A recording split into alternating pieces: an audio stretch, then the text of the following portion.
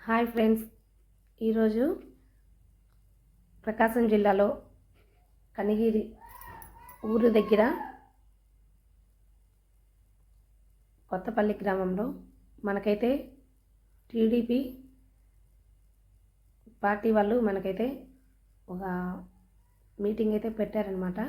అందుకనేసి మేము మా ఊరు నుంచి మేమంతా కలిసి అయితే వెళ్ళాము. కొంతమంది అంటే చంద్రబాబు నాయుడు గారు వస్తున్నారనేసి రేపు ఎలక్షన్ టైంలో ఇక అంతా కొన్ని ఊర్లలో అయితే మీటింగ్ అయితే పెడతారు. అలా మేము కూడా మాకు దగ్గర కాబట్టి మేము కూడా వెళ్ళాము. వెళ్ళేసి చంద్రబాబు నాయుడు గారిని అయితే చూసాము. మధుప్రియ అయితే వచ్చి ఒక 3-4 సాంగ్స్ అయితే పాడారు. ఇక మీటింగ్ వచ్చేసి 4కి అయితే వచ్చారు చంద్రబాబు నాయుడు గారు. 3 నుంచి స్టార్ట్ చేశారు. 7-8 కల్లా అయిపోయింది మీటింగ్ అయితే.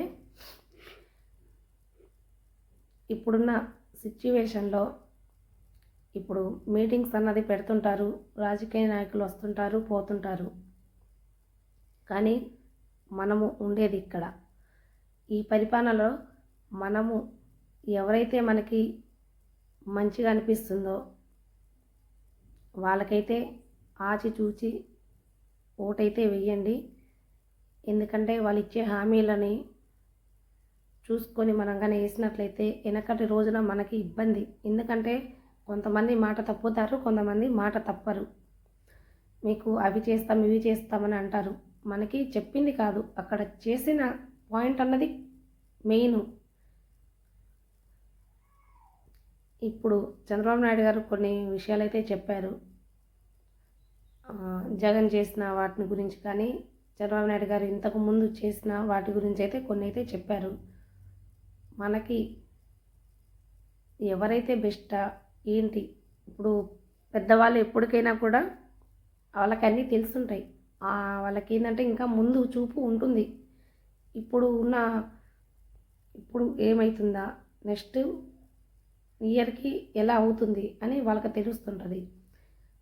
అదే ఇప్పుడు రోజులలో అయితే జనరేషన్ బట్టి ఏముందిలే నెక్స్ట్ చూద్దాం అన్నట్టు ఆలోచిస్తారు.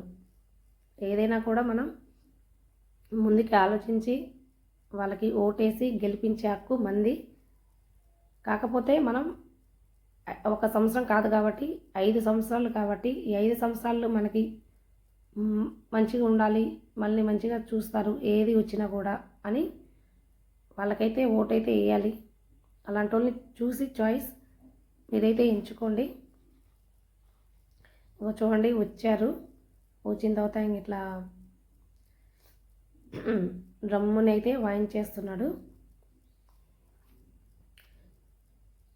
ఇంకేంటంటే నేను చెప్పవలసింది నాకు అనిపించింది, ఇప్పుడున్న రోజుల్లో కోవిడ్ టైంలోనే కాదు, ఆడపిల్లల విషయంలో ప్రతి ఒక్క విషయంలో ఏదైనా కానీ మనకి బెస్ట్ అనిపించాలి. ఇక్కడ ఉన్నారు ఎమ్మెల్యేలు ఎంపీలు ప్రతి ఒక్కరు ఉన్నారు, లేరని కాదు.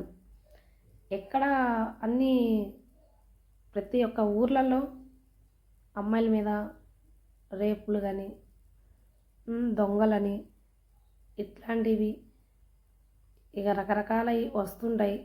అలాంటివి వచ్చినప్పుడు తొందరగా అలర్ట్ అయ్యి ప్రజల్ని తొందరగా చూస్తారని నేనైతే అనుకుంటున్నాను.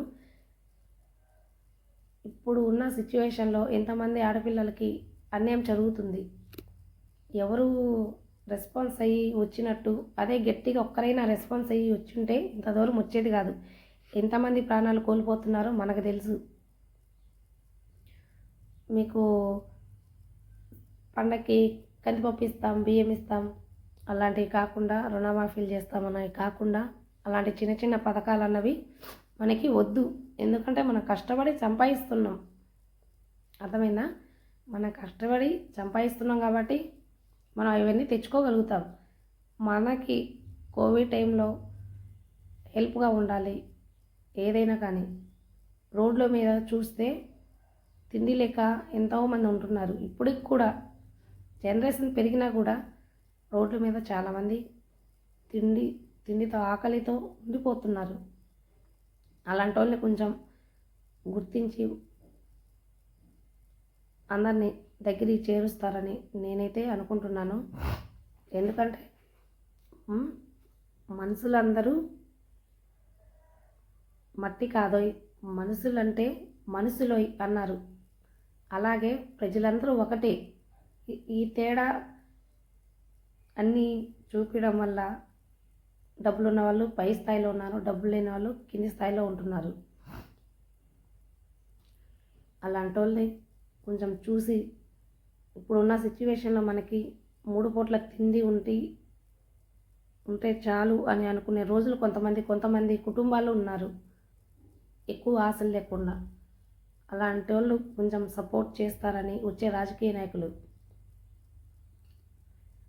నేనైతే అనుకుంటున్నాను. ఈ 5 ఇయర్స్లో వచ్చే ఎలక్షన్లకి ఏం చేస్తారు, ఇంటింటికి వచ్చి మీకు అవి ఇవి ఇస్తామంటారు. ఇచ్చిన మాట నిలబెట్టుకోవాలి. ఏంటంటే మనం ఇంత కష్టపడి వాళ్ళని ఓట్లేసి గెలిపిస్తున్నాం కాబట్టి వాళ్ళు ఇంత సపోర్ట్ చేసినప్పుడు వాళ్ళు కూడా మనకి ఇచ్చిన మాటని నిలబెట్టాలి. అంతేకాని వాళ్ళ దగ్గర కింద ఉంటారు కదా, ఇప్పుడు చంద్రబాబు నాయుడు గారి దగ్గర ఎమ్మెల్యేలు ఎంపీలు చాలామంది ఉంటారు కింద, ఇన్ని జిల్లాలకని. అలాంటి వాళ్ళు మనీ తీసుకోవడం, అవి చేయకపోవడం, ఏమైనా పథకాలు వస్తాయి ఇప్పుడు ఉన్న రోజులలో. ఎందుకంటే చేయడం లేదు ఎక్కడ.